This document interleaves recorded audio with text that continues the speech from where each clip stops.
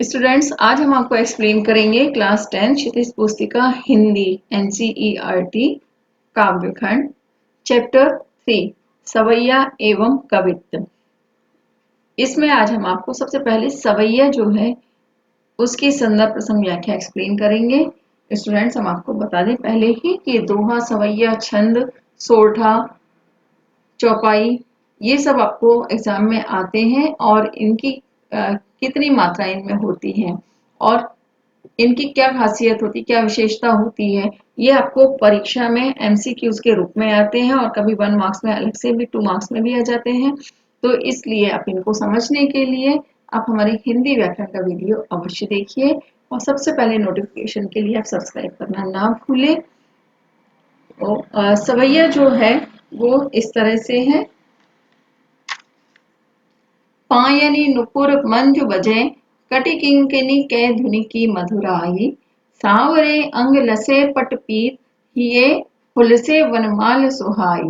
माथे किरीट बड़े द्रुग चंचल मंद हंसी मुखचंद जुन्हाई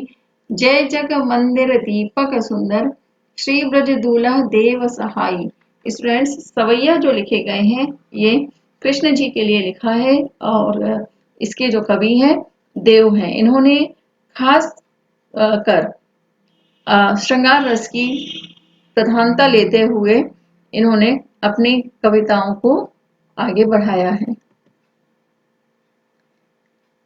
इसका संदर्भ इस तरह से लिखेंगे कि प्रस्तुत पंक्तियां हमारी पाठ्य पुस्तक क्षितिज के काव्यखंड पाठ 3 सवैया से ली गई हैं और इसके कवि देव हैं। प्रसंग लिखेंगे कि प्रस्तुत पंक्तियों के माध्यम से कवि ने यह कहने का प्रयास किया है कि श्री कृष्ण का राशि स्वरूप जो है बहुत ही अद्भुत है, बहुत ही सुंदर है और उनके साथ ही द्वापर युग के सामंती वैभव यानी सामंतवाद की उस समय प्रधानता रही। तो सामंतवाद जो आप सोशल में पढ़ते ही होंगे, तो इस वैभव का इन्होंने बहुत ही खूबसूरती से वर्णन प्रस्तुत किया है और यहाँ पर भगवान श्री कृष्ण का जो है राजा के रूप में कितने खूबसूरत लगते हैं, किस तरह से उन्होंने अपनी कल्पना को यहाँ पर साकार रूप प्रस्तुत किया है, इस बात का इन्होंने बहुत ही खूबसूरती से वर्णन प्रस्तुत किया है। व्याख्या जो लिखेंगे वो इस तरह से लिखेंगे। प्रस्तुत पंक्तियों में कवि ने श्री कृष्ण के रूप का बहुत ही सुंदर चित्रण प्रस्तुत किया है। वैसे भी भगवान श्री कृष्ण का जो रूप कहीं भी दिखाया गया है या प्रस्तुत किया है, बहुत ही खूबसूरती से उसका वर्णन प्रस्तुत किया है कवियों ने और यहाँ पर उनके खूबसूरत रूप का वर्णन प्रस्तुत करते हुए कवि कहते हैं कि श्री कृष्ण के पैरों में घुंघरू और कमर में कमरधनी है। कमरधनी यानी जो कमर में बांधी जाती है और उसके बाद जब वो चलते हैं तो उसकी जो ध्वनि निकलती है, भगवान श्री कृष्ण जब ठुमक ठुमक चलते हैं तो उनके उससे पैरों में जो बंधे हुए घुंघरू हैं और कमर में जो करधनी है उसकी जो आवाज निकल रही है वो बहुत ही मधुर लग रही है और उनके सांवले शरीर पर भगवान श्री कृष्ण का जो सांवला रूप है तो उनके सांवले शरीर पर पीले रंग के वस्त्र हैं और गले में वैजंती माला जो है खास तौर पे भगवान पहनते हैं और ये उनकी विशेषता है। तो वैजंती माला जो है बहुत ही खूबसूरत लग रही है और पीले वस्त्र में सांवला शरीर और भी ज्यादा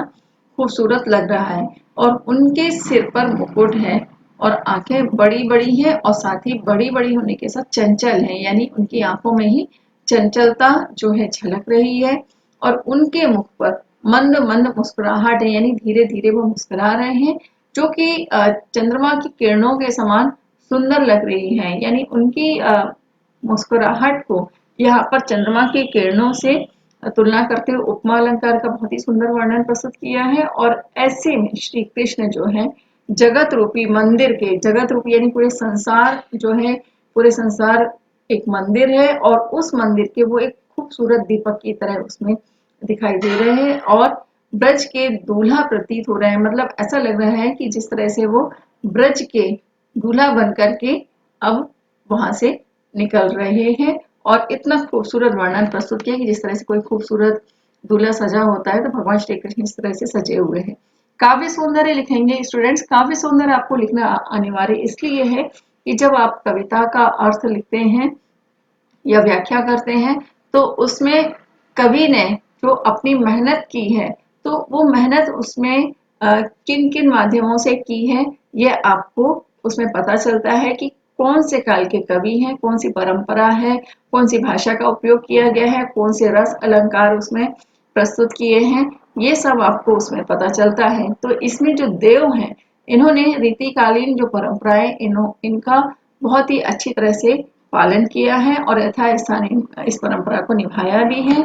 और ब्रज भाषा का उपयोग किया गया है। तत्सम शब्दों का बहुत ही खूबसूरती से प्रयोग किया। तत्सम जो शब्द होते हैं जो संस्कृत में एज इट इज हिंदी में उपयोग में लाए जाते हैं, इसको और अच्छी तरह से समझने के लिए आप हमारे हिंदी व्याकरण का वीडियो देखिए, उसमें हमने तत्सम शब्द क्या होते हैं वो बताया है। साथ ही उपमा, रूपक और अनुप्रास अलंकार का बहुत ही सुंदर प्रयोग किया है कवि ने। श्रृंगार रस का भी खूबसूरती से प्रयोग किया गया है।